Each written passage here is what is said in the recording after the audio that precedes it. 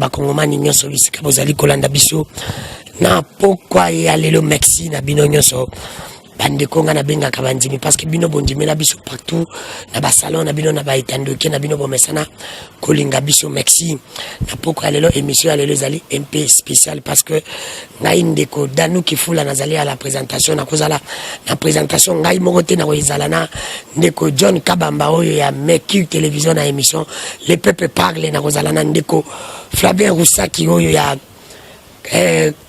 Télé 50 ZM PSTV télévision merci bandeko bozali kolanda biso pourquoi c'est parce que lelo tuyambi pona bino ndeko moko oyo ngai na yebi ye mebino na bandako boyebi ete to kosenga na yimo ka se présenter ko yebisa bino azali nani asalaka nini pourquoi toyeko ya bandeko Moustapha na poko ya lelo pana mino toyambi Moustapha ndeko Moustapha parce que tolobi lelo Congo ezali na nyonso moka ya Congo ezali na nkita ezali na nyonso mais nini ezali kosala ke Congo ezali kozala développer te nini ezali kosala ke Congo ezali kobonga te yango na biso ba kongomani biso ba journaliste totamboli tolobi non toluka pe moi politique ya mboka na biso lokola azali na Kisasa yepa mekanani kopesa biso un petit plus na makanisi na yako yebisa biso pourquoi mboka Congo ezali na nyonso ngala kendaka plus loin mboka Congo ezali na ba chrétien batu basambilaka ezali na bata mayele ezali na bata makasi oyo bazali na nzoto mais pourquoi mboko yebongaka tende to koyeba na ndeko Moustapha to yambi na poka lelo ndeko Moustapha mbote papa Dano ndeko Moustapha ngai na yebi yo batu mususu pe bayibi ote balingi bayebisa biso zali nani e osalaka nini na mboka na biso. OK, merci beaucoup pour na motuna nayo. Je réponds au nom de monsieur Joseph Moustapha Moussouadi. Je suis un opérateur économique et aussi un analyste politique. Je vis dans le Grand Katanga. Il y a des activités principalement à Kolwezi, à Lubumbashi. Il y a aussi des activités à Lusaka en Zambie et aussi en Afrique du Sud. Voilà en bref qui je suis, congolais.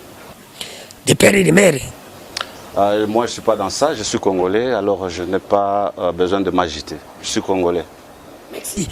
Ndiko Moustapha avana pesa bande bandeko nanga tozana bango maloba na linga tuna mutuna moko ndiko Moustapha ngala za journaliste d'investigation na salaka na émission utikoleka émission tamboli et na pesa pe mbote place za kolanda ndiko nanga Jonathan Makia apati ya Lubumbashi abengi singa lubinde kodanu me mutu wana oyamba kozi wapi afanda repana biso na Lubumbashi azana koli azana mbonge bile azana mo misala ne sala yebo ya baki mbonge bile abi azana mo misala no sala puis na lebote kaka kutu mituka minene abo sala kama mbebele na Lubumbashi uzana makambebele uzana ngona mbongo nini yo koluka na politique bino ka bato uzana mbongo bolingo bakisa susu mbongo futi kape baninga msusu mwanzelati.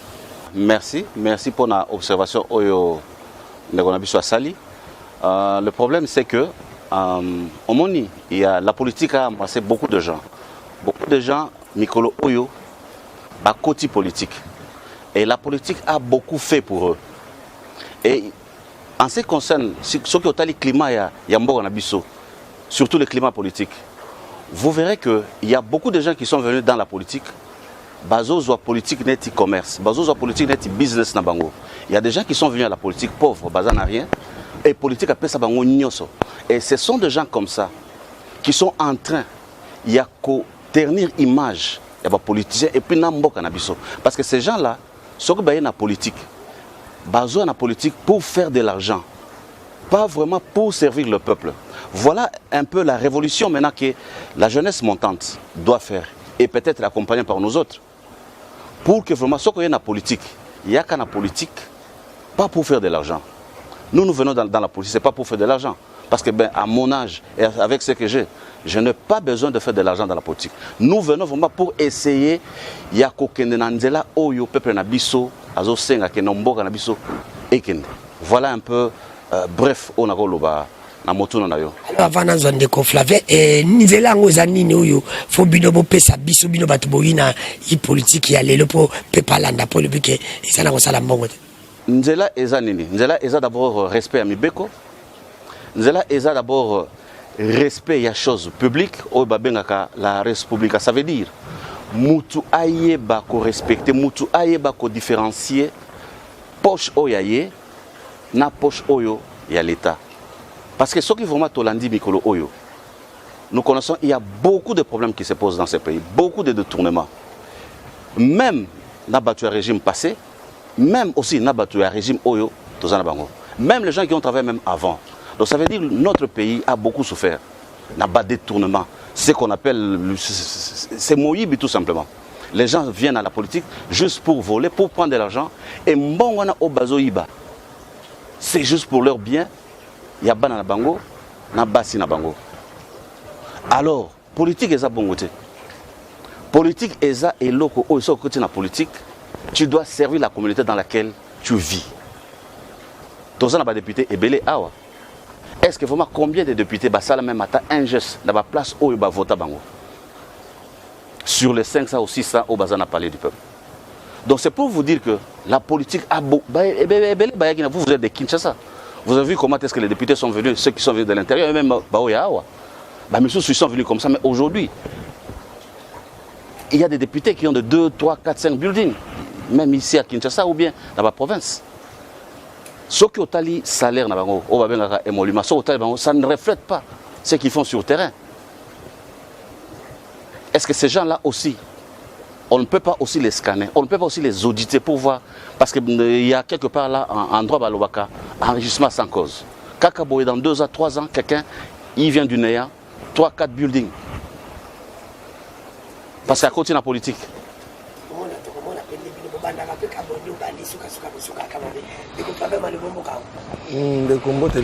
Mbote, mon frère. Un constat au Sali, dans le Canabiso. Batouillon sur la côté de la politique, ils sont musiciens.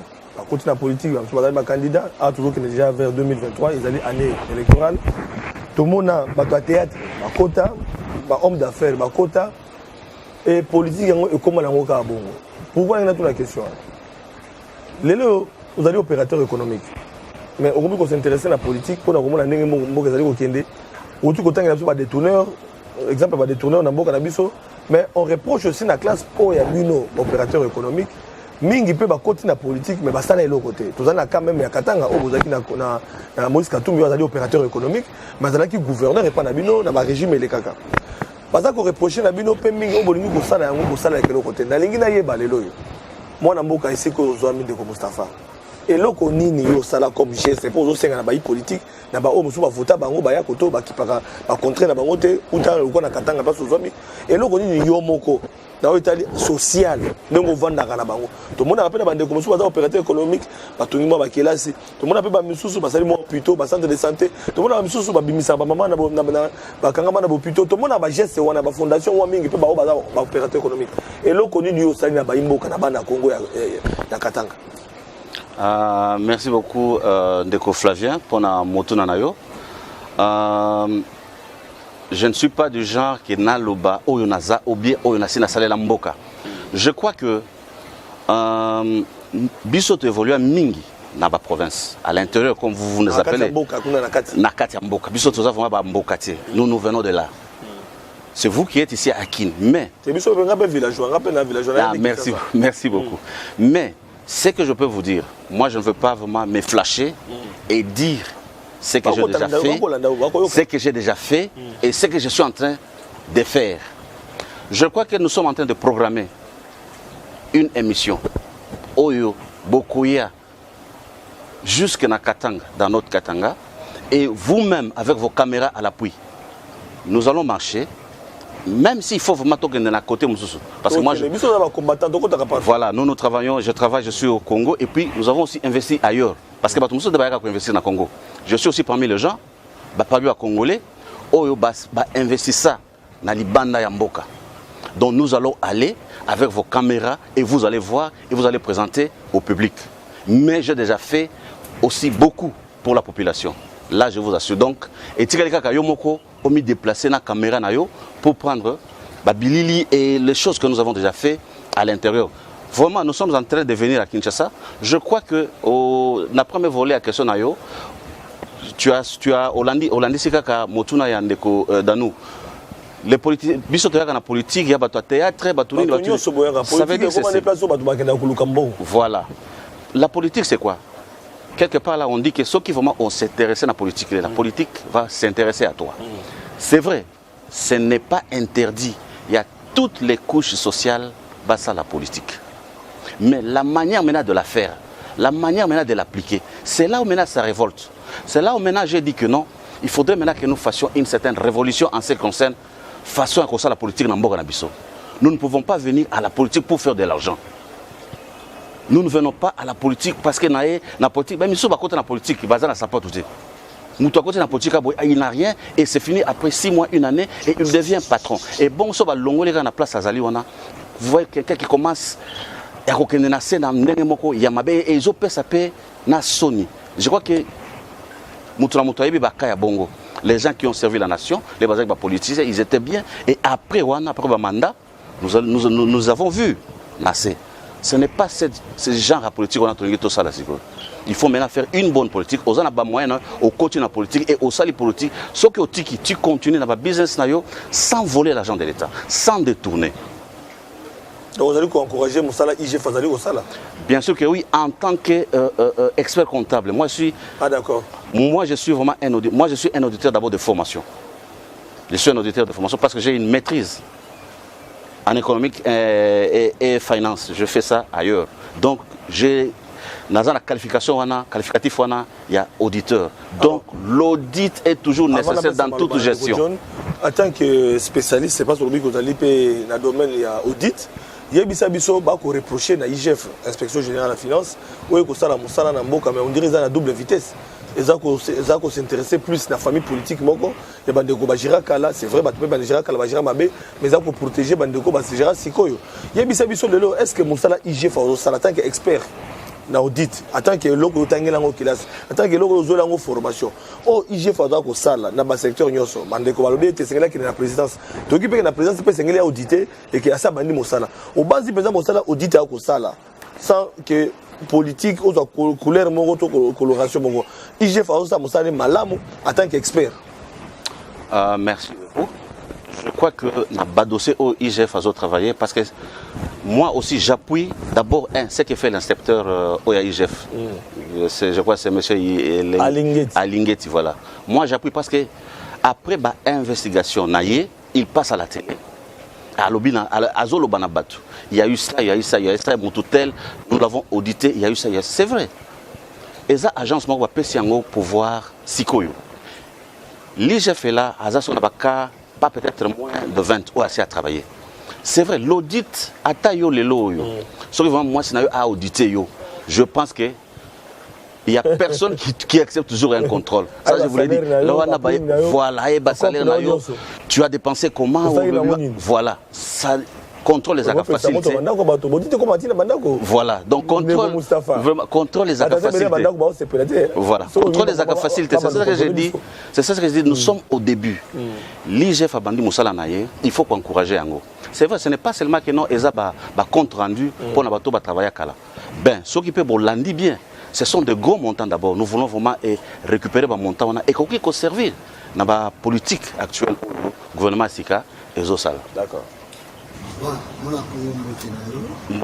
Papa John. Je pense que la population a l'andi, tout petit poitrine, au lobby, aux alaki, au village. Le salabo d'ailleurs le temps du salama biso qui est vraiment la mambosa si ko tango vandaka boni mboko yo ezangi dispensaire hôpital malunga ezate banzela malunga ezate tango vandaka yo moko personnellement boni ke mboka na yo drapeau ya mboka salama libanda même monnaie na biso salama na kati ya mboka ilobela yo na Motuna Nayo, ce n'est pas seulement côté. Cause on a un secteur rebellé. Wana toko kokendata na ba industrie ba industrie ya manufacture. Ce qui vraiment tolandeli bien, même les jus, jus peut-être topé ça ba na biso ba kenango classe. En tout cas sur 100% ba jus wana, je crois que peut-être 70 ou 80% les ba jus et uta kalibanda. Et ça, ils ont révolté Batou. Moi, je me rappelle, à l'époque, il y a maréchal, dans ce pays, les petites et moyennes entreprises, à tel dans le ministère du commerce extérieur, tu verras que les Alaka ont compté plus de 5000 TPME et PME. Ça veut dire très petite et moyenne entreprise et petite et moyenne entreprise. 5 000. Mais les lots, tu vas trouver que non, c'est moins de 400, à cause de la 300. Tu vois un peu l'écart là qui est là. D'abord, on peut commencer par là. Parce que ce sont ces entreprises-là, Oyo et Produira Mboka, ce sont ces entreprises-là, elles ont un impact makasi sur notre balance de paiement. Nous ne pouvons pas à chaque fois, et l'Okonyoso, il faut acheter l'Ibanda. Et l'Okonyoso, il faut acheter l'Ibanda. Vous savez combien d'argent? Et ça, c'est quoi? Par an, nous dépensons plus de 7 milliards ou 8 milliards de dollars. Ce qui est révoltant, les 7 milliards là, ceux qui vont maintenant investir dans la TPME ou dans la PME. Même l'huile de palme, il faut y aller en Malaisie. Babilo, il faut y aller en Libanda. Pour ne pas vraiment arriver à la question de il y a Banzela. Moi, j'ai vu ailleurs. Mais, mon frère, ce que mon façon de Banzela, je crois que beaucoup de gens sortent. Ce qui va lobby, ok, nous avons un chantier à construction de la route. Net dans la ville à Kinshasa. Tu verras le chantier et cause à la même atta 6 ou 4. Tu vois vraiment que c'est sérieux. Mais ici chez vous, ceux qui vont dire que non, nous voulons faire une route, c'est juste peut-être pour la publicité. Chantier, et il faut vraiment que la chaîne Nyonzo. Qu'est-ce qu'il faut faire pour RDC décoller? Parce qu'à l'époque, on disait dans le Baki, voilà encore 30 ans pour l'émancipation de l'Afrique noire. Est-ce que les autres Congolais ont souffert d'un problème de formation? Il faut tout ça, tout bien ça va tout l'institution là, ils sont pas là, ça va faire pour il y a gestion, pour il y a gouvernance, tout ça là pour donner. Maloba o ngai nazana posa ya kopesa yo ya mwana et puis nazana posa tout ça pour donner. Tu sais d'abord, il faut c'est l'homme qui est au centre de tout. Il faut d'abord former l'homme. Même nous-mêmes, il y a toujours des formateurs ici. Il y a des formateurs ici. Nous pouvons peut-être prendre des appui à pays, même des pays africains. Il y a d'autres pays africains vraiment. Bazana orthodoxie à gestion que tu n'as pas idée. Ezali. Nous pouvons peut-être. Qu'on dépend de Bango, qu'on la formation, petit à petit. Le problème, c'est l'homme. Le problème n'est pas.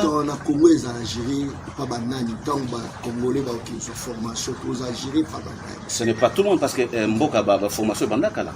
Ce n'est pas tout le monde qui part dans la formation. Et ça va fourchette au EKI, la formation sur Bazongi, ils peuvent aussi former à l'intérieur. C'est comme ça que transfert à technologie d'abord est Zalaka. Pour former les gens, il y a une équipe qui part. Ceux qui ont une formation, bandi qui former sur place. C'est comme ça que ça se passe. Donc, dans le domaine est belé. Bien sûr que oui, l'homme congolais n'est pas conscient de ce que représente son pays. Vous vous rendez compte, moi j'ai suivi des émissions, et les cas qui avec un certain directeur d'affaires Mikolo. Ils sont partis signer des contrats miniers, que non, on les a forcés à signer contrat parce que et puis les gens qui ont pris mine, ces gens-là sont partis hypothéquer dans la banque internationale. Vous vous rendez un peu compte, niveau vraiment, il y a niveau vraiment autozanango. Vous ne pouvez jamais faire ça. Ça c'est Moutoua Bongo. Nous disons que ils ont élite Yamboka, mais vous allez à l'extérieur. On vous fait signer Babilo Komoko et après 10 ans, 11 ans après, vous remenez dessus pour dire que non, non, non. En tout cas, nous avons été forcés, on n'allait pas signer un contrat.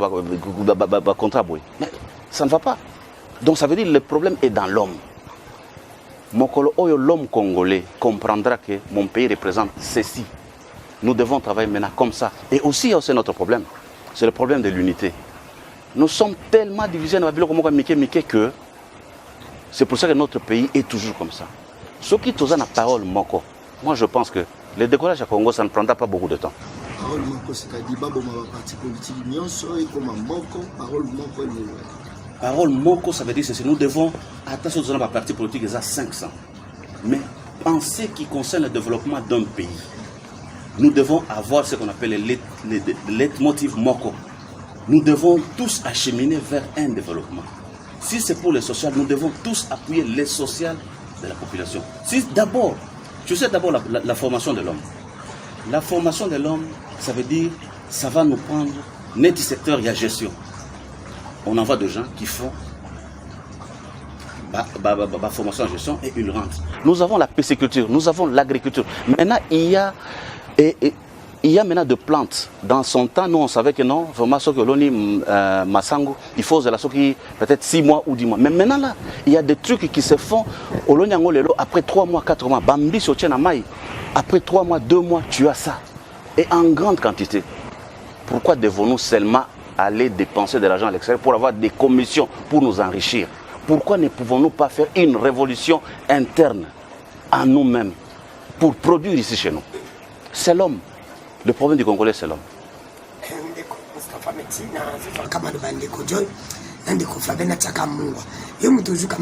Parce que naïba raté na Congo, si vous voyagez dans les pamboli, naïba raté sur mon taouti pota ina qui s'assied dans les pamboli, parce que c'est bizarre de voyager que pour te valider wana zamba pamboli. Alors, bino le grand zamba sa pamboli bino moi mingi pour ça voyager.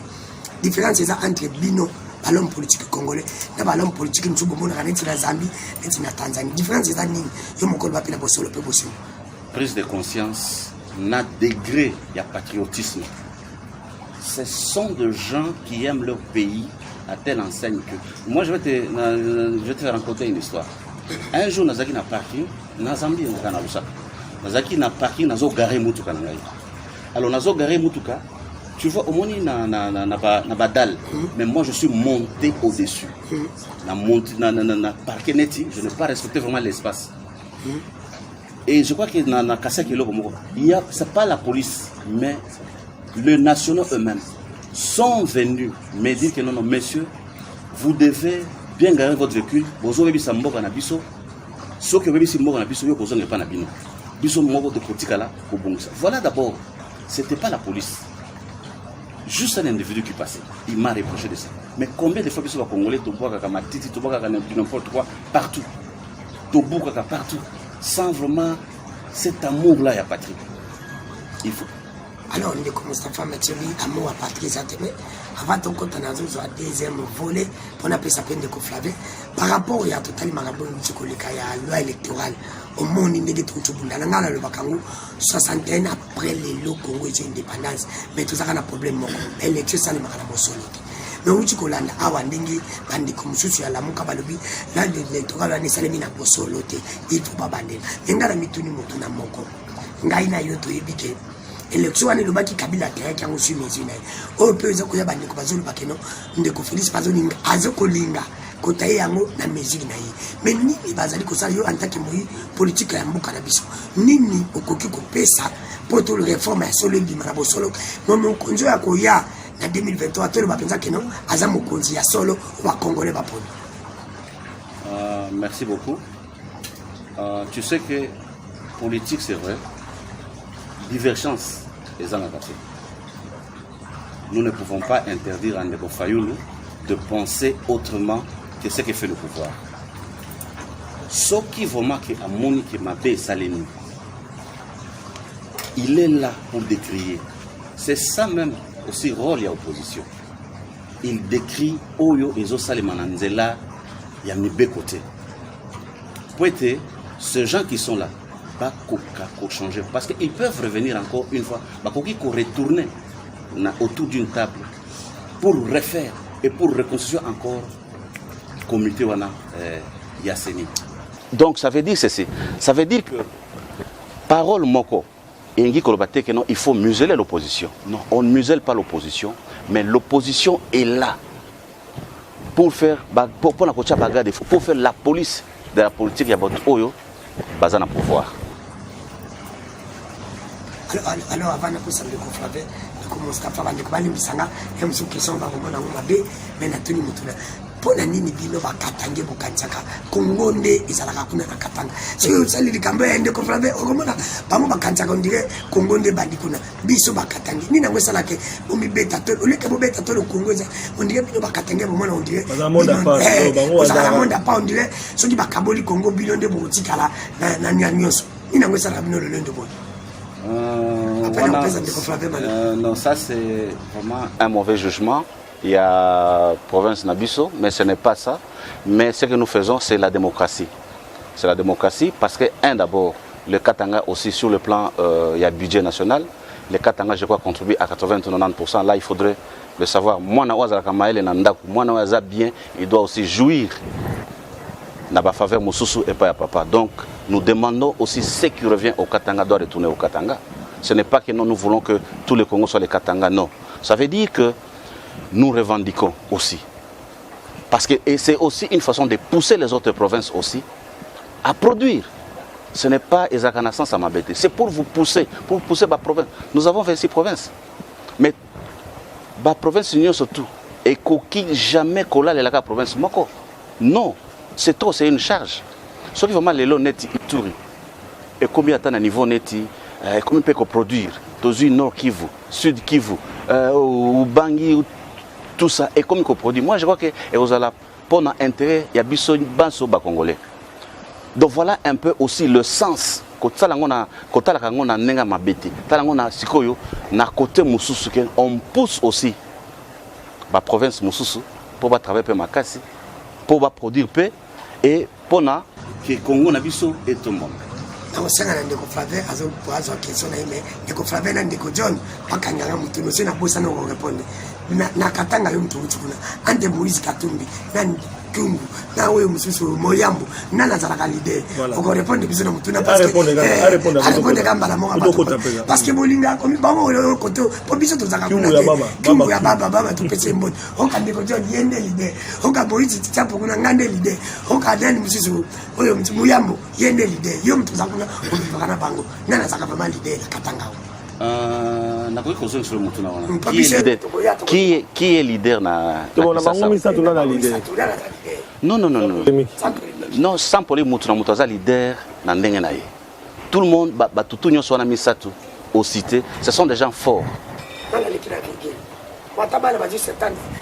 ngana moni ata moko ngana moni ata moko taleki moninga na virgule bango tous ce sont des gens forts sokozu Muyambu moko c'est un grand leader na Katanga ça je te l'ai dit je te le confirme sokozu Baba Kyungu n'en parlons même pas sokozu Katumbi il est aussi fort dans le secteur sokozu Joseph Kabila c'est aussi un grand leader et grand notable et un respectueux personnalité na Katanga. Donc voilà un peu. Baza moi est belé. Alors la gana bakisa motuna pona monito kende na Lumbango likambo ya congolité parce que to koti na Katanga na leader bino ba Katanga bo mona loko a Congo bino ba Katanga bozala et puis bolinga fédéralisme mingi na kati na bino Katanga koma yango moko to non mais c'est développé motuna na ngai ezali na otali congolité pona yo okomona ke sengena moto okamba moka osupe bozo ba nationalité balé osupe ba na bino pe ba bota makuna bakoma na bango ba belge ba américain lelo likamba congolité ko bona na bino yo en tant que moi na mboka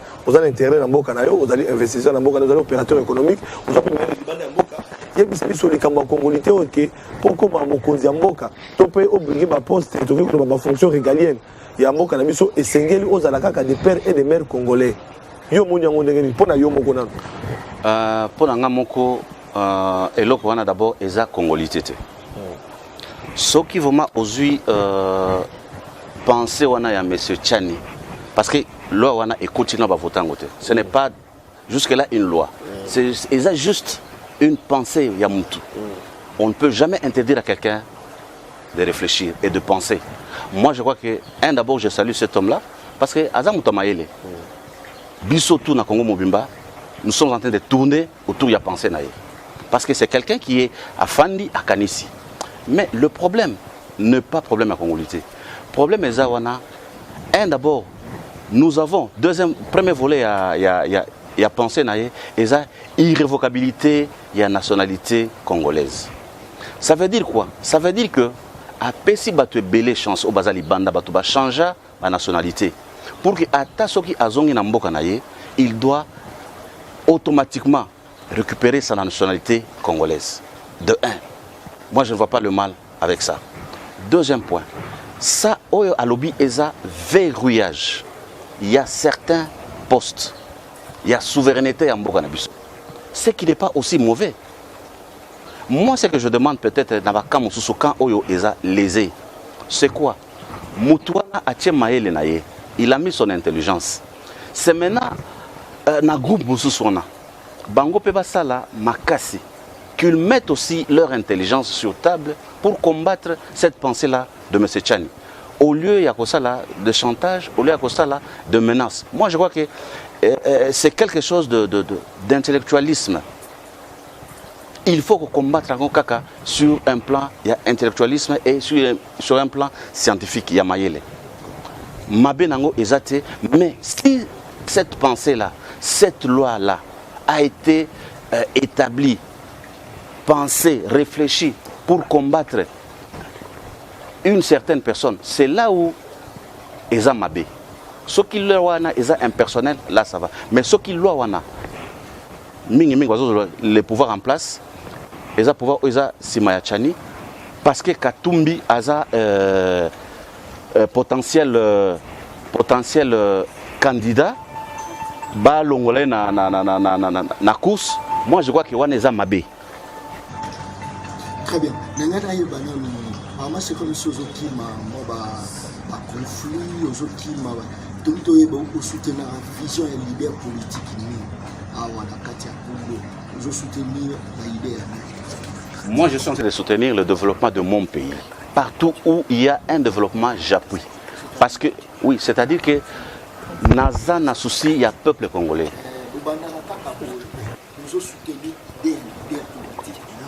Je ne suis derrière personne. Je ne suis derrière personne. Ce qui me révolte, d'abord, c'est la misère du peuple congolais. C'est l'injustice. Ce sont les détournements.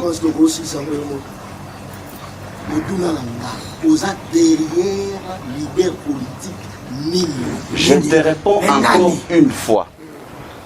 Balide on so bafandi wana. Soki neti Bemba azana makanisia bien, je soutiens. Soki za mabe je le combat. Soki Fatia azana makanisia bien, je soutiens. Soki ya mabe za wana, je combat. Soki Katumbi za wana azana makanisia bien, j'appuie. Soki za mabe, nous combattons. Ça veut dire quoi?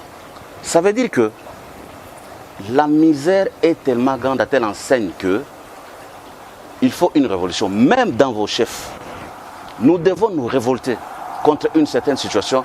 Oyo ezo persister dans Mboka Nabiso. Nous ne sommes pas là pour suivre des gens. Oyo, c'est ce qui. Je crois que question Nayo, c'est une partie. La première question au Batuna Kingaï. Ce sont des gens qui se sont déjà enrichis, qui n'ont rien à voir avec le petit peuple. Mais ceux qui tolongwe awa, tout ça na gombete. Ce qui tolongwe awa, toke sikoyo na suka ya kisasa. Tu vas voir cette misère là. Même Hermoko, même Atama Yamiso et Gokitayo. C'est cette histoire-là que nous ne voulons pas.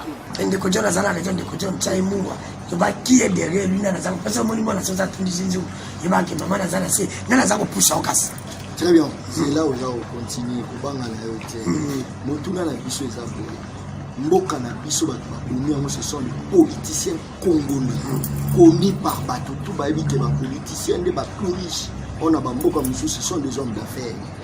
Tango za koloba ke non politicien wa ozana ida malamu nde yo soutenir ba ya kapé na ba ida malamu après tant ba koma ko pouvoir et koma ka ba ide ya mabe biso to lito yeba soko ko sala litango yo moko na ba moyen nini soko sa ba litango yo moko soko boyi ba congolais awa na simano banani baza ba français parce que bolobaka kutanga ka peuple o simana bino ezaka ba expatrié alobonga. Merci beaucoup. Simananga nazana ba congolais. J'ai des Congolais qui sont derrière moi. La population congolaise est derrière moi parce que la population congolaise nyoso ya Congo est derrière moi parce que cette population a lingi misère, a lingi souffrance, a lingi sur laquelle Moussala le 30 azana mbongo nae et ko permettre ye afuta ndaku nae afuta mai afuta moto. Atinda pe bana nae na classe. Ce sont cette catégorie des Congolais qui sont derrière moi. Il y a Congo mobile.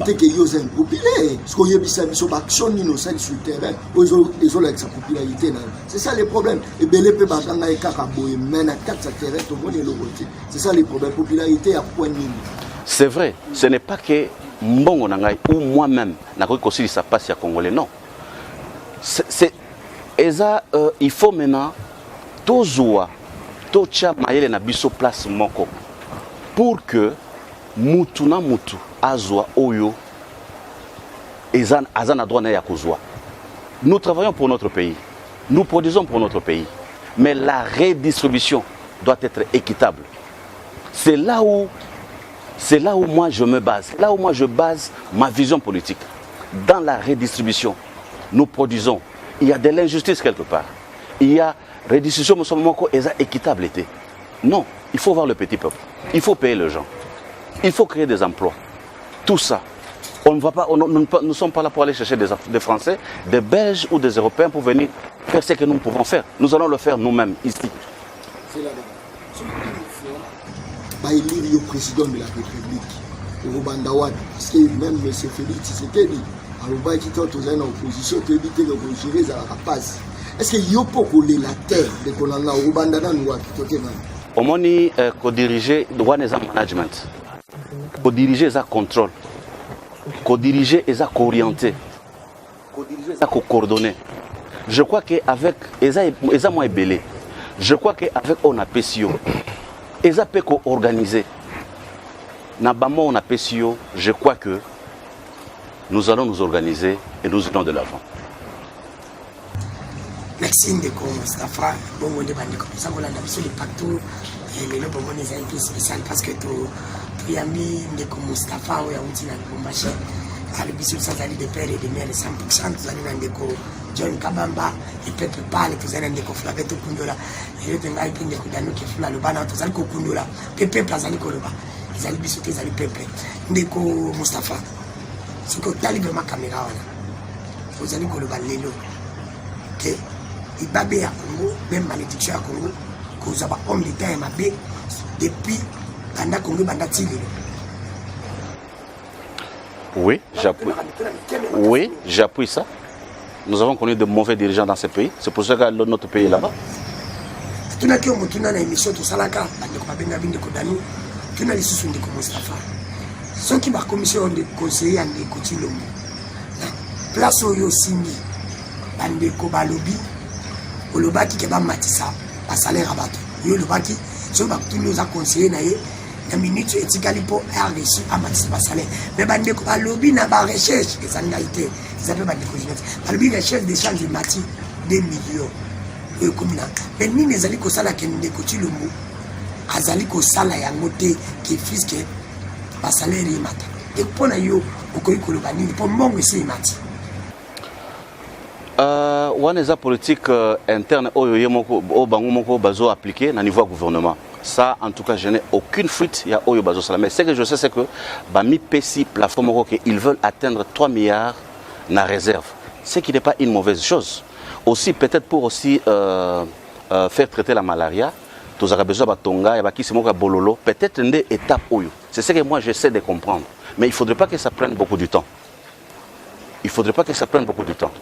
Parce que c'est très mal. 4 jours, moi j'étais ici à Kinshasa. J'ai vu comment est-ce que Batou va souffrir pour le transport. Est-ce qu'on ne peut pas vraiment avoir une politique? On ne peut pas, dans des grandes villes, parce que Kinshasa maintenant c'est 14 millions. Et 14 millions c'est toute la population de la Zambie.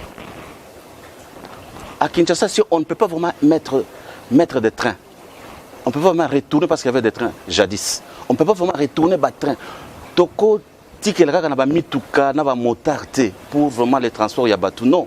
Et aussi, on peut délocaliser les grands centres commerciaux. On peut construire certains centres commerciaux pour ne pas permettre que nos moutons bima. Donc, sans yakin et zaraka boye, n'assoir tozongi. Non, ce n'est pas bien. Le commissaire Faba, c'est une crise tout ce qu'il y a 10 minutes. Puis, je te coupe ça au matin pour. Il dit que Félix a besoin de tout ça, pour me mettre au ce matin. Tout ce qu'il y a 10 minutes. Avant, on a besoin de faire un de John pour nous conclure tout le monde. Albi essentiellement. Est-ce que c'est important, c'est lui en tant que moyen politique? Parce que tout le monde on y prend de conflaver. C'est on y. À le bas qui il y a au moins 2 ans. Pour tout ça, là, on est à auto commis élection comme quoi. Est-ce que c'est important tout ça, la recensement, les lots pour l'élection à la crédit en 2023? Oui. Oui. Moi, j'appuie le recensement. Recensement, c'est aussi. Écoute, recensement, c'est ça même le sous-bassement et le contrôle. Recensement, mais recensement, ça peut se faire même dans une année parce que nous sommes maintenant le monde. Tout ça, monde à vitesse. Parce que tout se passe sur le téléphone. Tout se passe. Le recensement, il y a aussi une certaine façon de faire le recensement, même dans moins d'une année. Dans une année, on peut faire un recensement. Les méthodes sont là. Les grands pays. Par contre, ça fait 2 ans, 3 ans. Pour être recensement, mais plus de 300 millions de dollars. Alors, il y a 300 millions de dollars, c'est 350 millions de dollars pour la ONU, pour le recensement, pour que l'élection soit crédible. On va dire peut-être que Nangongo est Tikali, solo montant, et que le gouvernement congolais a commis ça solo pour le recensement. Et puis, timing, na bango, 2 ans et demi, ou 3 ans, il y a le but qu'il y a une année qu'on s'est manébité, qu'on a numérique, qu'on a n'engagé, qu'on s'est manébité, pour confondre les mêmes fonds cannabis. Non, je dis ceci. C'est toujours possible et seulement avant l'élection. Et nous avons besoin, il y a recensement pour éviter la tricherie. Pour éviter Bamakambele Oyaka Simba ya élection. Mais ce qui va nous temps pour la excuse pour aller au-delà, il y a échéance. Non, ça, ça, on a maillé les mots, mabé. Mais dans un monde de vitesse, dans un monde où il y a numérique. On peut réduire ce temps-là avec les outils que nous avons. Je sais de quoi je parle. Très bien. Moi, au Congo, aux Alakala Moïse Katumbi Tchakou, mais quand on peut expliquer Bissou, 2023, ce qui est élection et salaire militaire. Population a la attitude de mine. Ce qui en 2023 élection est salamité. Moi je crois que je n'enverrai jamais les gens Bakoufa. Parce que même moi je peux envoyer mon fils à dire non. Tout le gouvernement Oyo pour élection et Salema. Mais je ne le ferai pas. Parce que Nawa Bakoufaka. Alors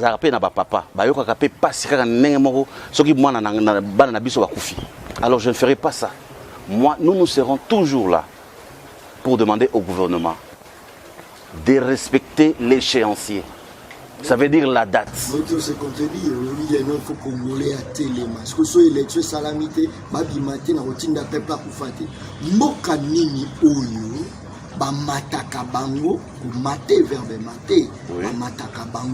Mais la population a réagi à terre. Moi, je monité que d'une part, il y a jouer parce qu'à l'époque, en 2006, Flavien, tu es qui Oscar Kachana. Ce que basé la rakaka, mon inesi a yeboy. Mais quand on peut expliquer, moi je politique qui n'a pas demandé matata politique qui n'a pas demandé après sous Kalango, là, poste pour nous soit protéger l'entreprise. Merci beaucoup pour la moto. C'est vraiment un moto complexe. Parce que autant que moi je ne connais pas, parce que moi je n'ai pas beaucoup vécu ici. D'abord, j'appuie mon idée. Moi, je ne peux jamais envoyer les gens dans la rue pour Bomabango. Mais nous serons là en ce qui concerne la résistance. Vous comprenez? Nous serons dans la résistance. Ça veut dire nous devons pousser le gouvernement à respecter l'échéancier. Il y a des méthodes qui sont là. Il y a des méthodes classiques maintenant, actuellement, qui ne vont pas demander à ce qui est mort d'homme. Et aussi, parce que politique à l'État, il y a des policiers libanais. La résistance, on résister que non, Simba, en 2023, résistance aux Anglais. Je te rappelle, il n'y a pas 2 jours ici. Il y a eu une nomination à la BCC. Il y a 2 agents, il y a 2 agents, il y a 2 personnalités que le président de la République a nommées et que le FMI a refuté. Et le président a fait marche arrière. Vous sentez? Est-ce que vous comprenez le Rwanda? Est-ce que vous comprenez? Non, je dis, est-ce que vous comprenez le Rwanda? Est-ce que vous comprenez d'abord le Rwanda que le président a fait marche arrière? Est-ce que vous comprenez d'abord? C'est pour vous dire que résistance, et ce n'est pas seulement dans la rue. Le mécanisme est belé maintenant. Le mécanisme est belé pour contraindre à respecter l'échéancier. Moi, je suis en résistance. Moi, je suis la Mouka. Je suis Martin Fayulu, Adolphe Mouzito.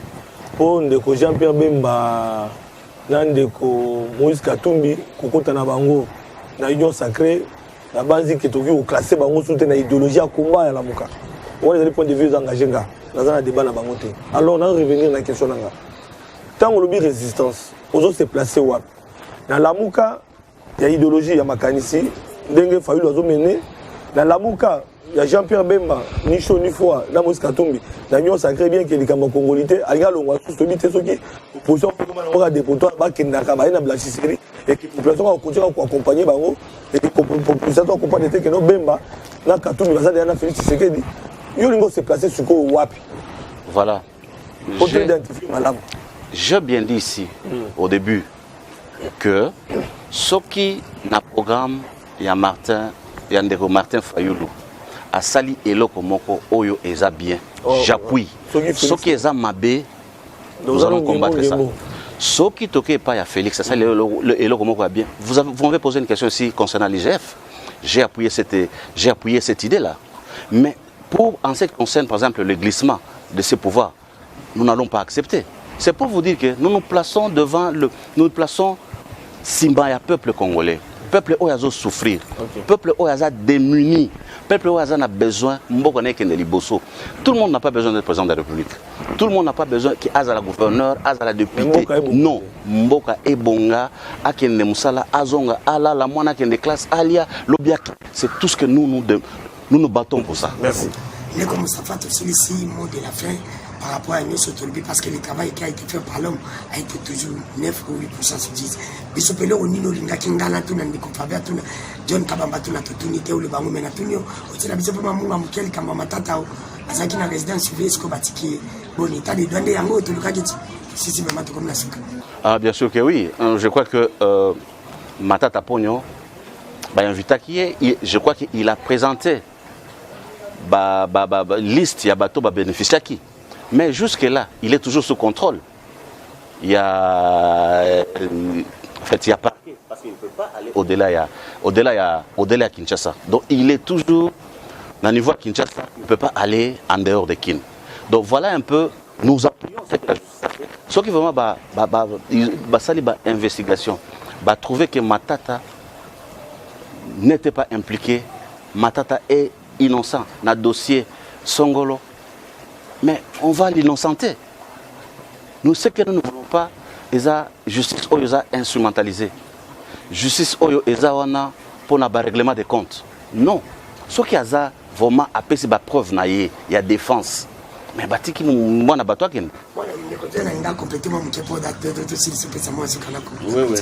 je pense que baoto bisanga balobi otonga mingi libanda ke na kati ya mboka na yo mais a ozola ki sabato ndiye ke na kongo makasi est-ce que otonga libanda ki oloba ke oza makasi.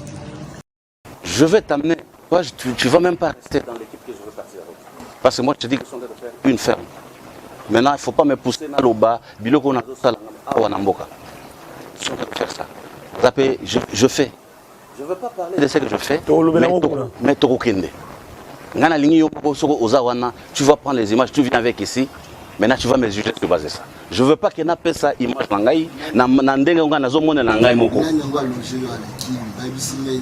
Parti politique parce que vous comme mandataire à la militaire. Je mon argent, je me loge seul, je voyage seul. Je suis parmi les gens qui voyagent aussi beaucoup. Je voyage beaucoup. Ce qui n'a pas BBC passé en Angaï, tu vas t'étonner. Je voyage beaucoup dans mes propres frais. Dans un bon gouvernement, c'est vrai, j'ai des qualités. Moi, j'ai la maîtrise, je te dis. Moi, j'ai la maîtrise. Et je le fais en anglais, je crois en français, on dit économie et finance. Moi, je fais ça. Je travaille pour la firme sur les bandes. Donc, j'ai la qualité et j'ai la moyenne. Je ne suis pas là pour faire de beaux yeux au gouvernement, non. Et sûr, mais bien sûr que oui, parce que moi je ne roule pas pour le pouvoir. Je ne roule pas pour le pouvoir. Je me propre moyen. Je me loge seul, je fais tout seul. Dans mon nangaï.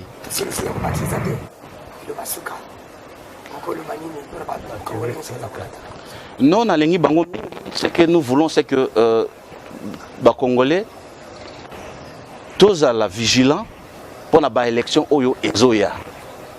Division ezalate, qu'on ne se divise pas sur des sujets qui fâchent un camp contre un autre. Possibilité, moyen, temps, ezali, ya kofanda na mesa, pour qu'on trouve un juste milieu pour na mutu, à trouver gain de cause na ye, na combat na ye, pour na Congo na biso. Nous n'avons que ce Congo ici. Ce qui te détruit en Olelo, nous allons beaucoup le regretter.